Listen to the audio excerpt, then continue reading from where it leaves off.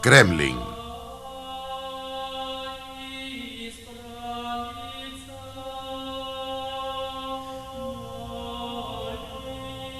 Milhares de quilômetros para o noroeste, uma outra parede foi construída para a defesa contra os invasores mongóis. Mas, em vez de estender-se pela paisagem, esta parede cercava uma pequena cidade. É a cidade de Moscou. A palavra em russo é Kremlin. Por 8 séculos, as paredes do Kremlin protegeram as partes cruciais da civilização russa. Dentro de seus 28 hectares estão localizados igrejas, catedrais e os palácios dos czares. Foi dentro do Kremlin que os regimes de Ivan o Terrível e Pedro o Grande nasceram. Que a Igreja Russa Ortodoxa dominou as almas da nação. Aqui estão os esplendores e os excessos dos Romanovs. Aqui foi a capital da República Revolucionária de Lenin. E aqui Stalin fez derramar o sangue de seu próprio povo. Por trás destas paredes, a Guerra Fria foi travada. E aqui, um novo capítulo da história russa foi revelado na última década do século XX.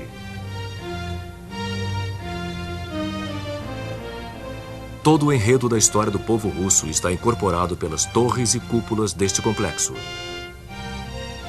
É um monumento aos seus maiores esforços e aos seus grandes fracassos. O escritor russo Mayakovsky foi ainda mais além. A Terra, tal como conhecemos, começa no Kremlin. O Kremlin teve, de alguma maneira, um começo mais modesto. Inicialmente, havia apenas uma fortaleza triangular em madeira que protegia os palácios do Principado de Moscou. Através dos séculos, o Kremlin foi se expandindo e passou a incluir igrejas, mosteiros, oficinas, casas. Mas foi Ivan III, conhecido como Ivan o Grande, quem no século XV visualizou que Moscou seria uma grande capital imperial, rivalizando com Roma e Constantinopla em autoridade religiosa. Ele adotou a águia dupla como seu emblema e ganhou o título de regente de toda a Rússia, um cargo que seus sucessores viriam a chamar de czar, modelando a si mesmos como os Césares romanos. Ivan expandiu o Kremlin, trazendo renomados arquitetos da renascentista Itália para transformar o complexo medieval. Os arquitetos substituíram as antigas construções em madeira e pedra por construções de paredes de tijolos vermelhos que sobrevivem até hoje. Quase 2,5 km de comprimento e 7 metros de altura. As paredes levaram 10 anos para serem construídas e estão entre as mais bonitas fortificações militares jamais erguidas. 20 torres cortam a linha do céu, cercando a fortaleza.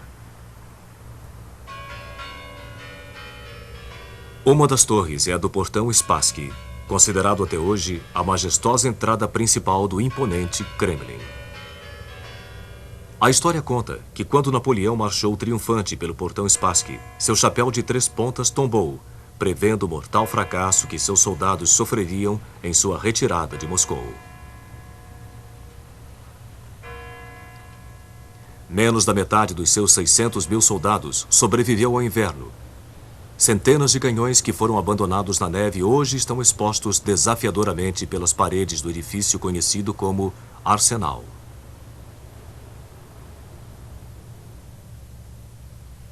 Mas se a espinha dorsal do Kremlin são suas paredes e torres, sua alma é representada pela Praça da Catedral.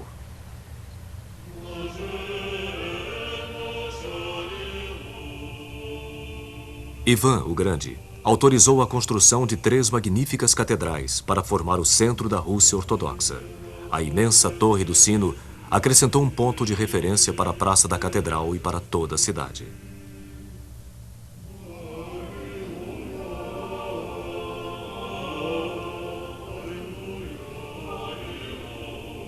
A Catedral de Ascensão, nomeada por Fioravante de Bolonha, tem uma forma simples, mas monumental, entre 5 cúpulas de ouro. Neste lugar, os czares de Moscou foram coroados. Em seu interior, alguns dos ícones mais sagrados da Rússia ficam expostos. O Redentor dos Olhos Furiosos, carregado como um troféu para as batalhas. A mítica Madonna de Vladimir, conhecida pelos moscovitas como a Dama da Ternura. A próxima construção é a Catedral da Anunciação, que já foi a capela privada dos czares. 9 cúpulas de ouro e um magnífico altar testemunharam os casamentos, batismos e agonias privadas da dinastia imperial. Ivan IV, conhecido como Ivan o Terrível, mostrado aqui no famoso filme de Eisenstein, foi barrado dos cultos por ofensas contra a Igreja. Sua arbitrária carnificina dos suspeitos de traição e seus acessos de raiva espalharam terror pela corte. Ele está enterrado no prédio ao lado, junto aos outros czares, na Catedral do Arcanjo.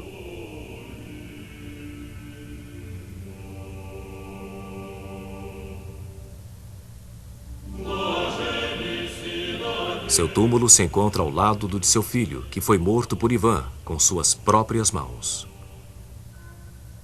Mas a herança de Ivan o Terrível não foi somente de maldades.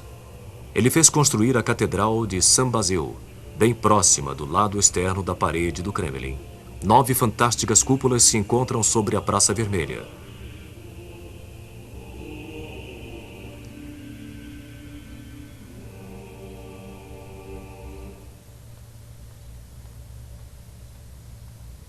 Foi por um capricho de Ivan que a catedral foi construída no meio do barulhento mercado público de Moscou, e não no solene complexo.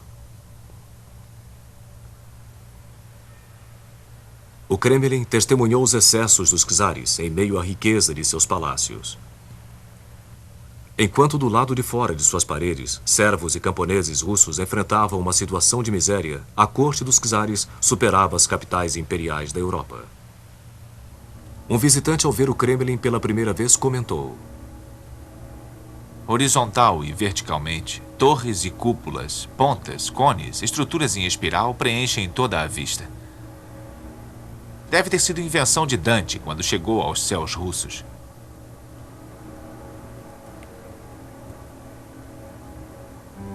O Palácio das Faces, o mais antigo monumento do Kremlin, continha salas de recepção dos czares, onde mulheres, banidas de suas funções oficiais, observavam as intrigas da corte de uma janela em arco. No Palácio Terem, onde se localizavam os apartamentos reais, os tetos e as valetas eram pintados e dourados.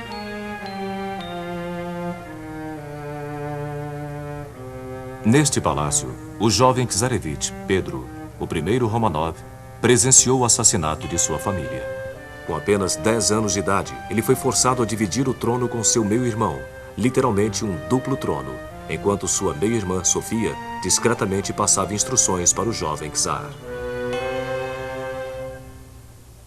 Foi Pedro quem, em 1712, colocou um fim das intrigas sangrentas do Kremlin, transferindo a capital para a nova cidade do norte, São Petersburgo.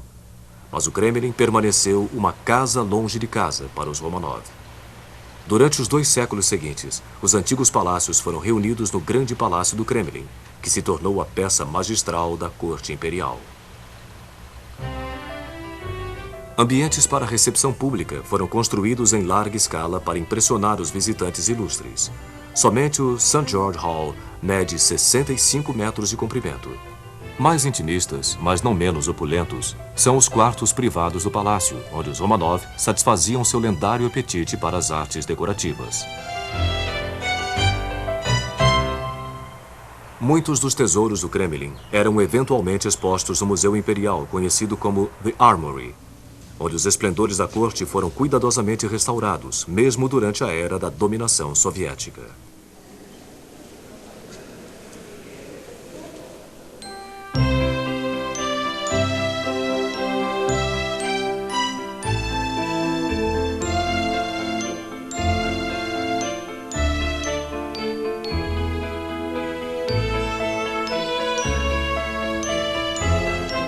Mas a extravagância da vida no Kremlin não poderia sobreviver à profunda insatisfação das classes menos privilegiadas. Depois da Revolução de 1917, Vladimir Ilyich Lenin fundou a nova República Socialista. Na primavera seguinte, ele transferiu a capital para Moscou. O Kremlin passou a ser mais uma vez o centro do poder russo. Esta mudança aconteceu em uma época de profundo crescimento do Kremlin. Prédios do novo parlamento soviético e casas do Congresso foram levantados no severo estilo realista, contrastando com seus imponentes e ornamentados vizinhos. Aqui também ficavam os alojamentos espartanos de Lenin, que preferia comer em pratos lascados do que em pratos de porcelana imperial.